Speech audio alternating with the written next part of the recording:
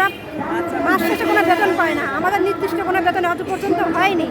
গার্মেন্টসের বেতন আছে কিন্তু আমরা বেতন পাই না। আমরা যে অফিসে আসি আমাদের অফিসটা স্থায়ী, কিন্তু আমরা অস্থায়ী, আমাদের কাজ স্থায়ী, আমরা অস্থায়ী। আমরা আমাদের দাবিকে আমরা বাস্তবায়ন করতে চাই যে আমাদের একটাই দাবি যে আমাদের চাকরিটা স্থায়ীকরণ হোক।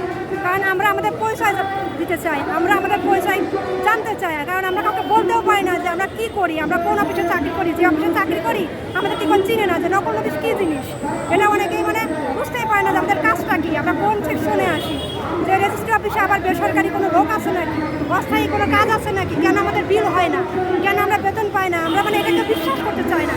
সবাই ভাবে যে না আমরা অনেকটা রেজিস্ট্রি অফিস মানেই টাকা, আমরা টাকার মধ্যে বাস করি, কিন্তু দিন শেষে দেখা যায় আমরা দিন মজুরে যে টাকা পাই আমরা সেটাও পাই না। আমাদের কলম চললে টাকা পাই, না চললে আমরা টাকা পাই না। আমাদের টাকাটা বের হয় কলমের মধ্য দিয়ে, আমরা যেই কয় কলম লিখি সেই কলমের টাকাটাই মাত্র পাই, যে কয়টা শব্দ লিখি সেই কয়টা শব্দের টাকা মাত্র পাই, যে কয়টা পৃষ্ঠা লিখি সেই পৃষ্ঠা অনুসারে টাকা পাই।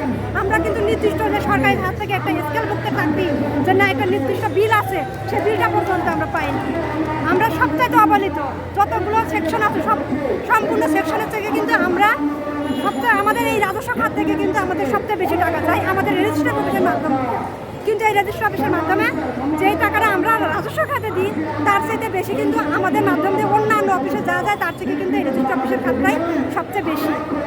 তারপরে কিন্তু আমরা অবহেলিত।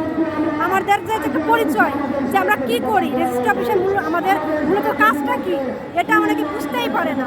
যে না আমরা ওখানে সবাই ভাবতেছে যে না আমরা বিশাল টাকার মালিক, কিন্তু দিন শেষে দেখা যায় 10 তারিখের মধ্যে আমরা ঘর ভাড়া দিতে পারি না, বাচ্চার ভালো একটা কাপড় কিনতে পারি না, ভালো একটা খাবার খাইতে পারি না, ভালো একটা জায়গায় যাইতে পারি না, ভালো একটা কাপড় পরে মানুষের মধ্যে মুছতে পারি না।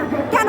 আমাদের টাকা নেই। এই কারণে সবাই ভাবতেছে যে না এটাকে বিশ্বাস করতে পারে না যে রেজিস্ট্রি অফিসের টাকা নাই, এটাকে বিশ্বাস করতে কাউকে এটা বুঝাতে পারি না। আমরা রেজিস্ট্রি অফিস ভাবলে মনে হয় আমরা বা আমরা কোনো সরকারি কর্মকর্তা, কিন্তু মূলত আমরা সরকারি কোনো কর্মকর্তা না।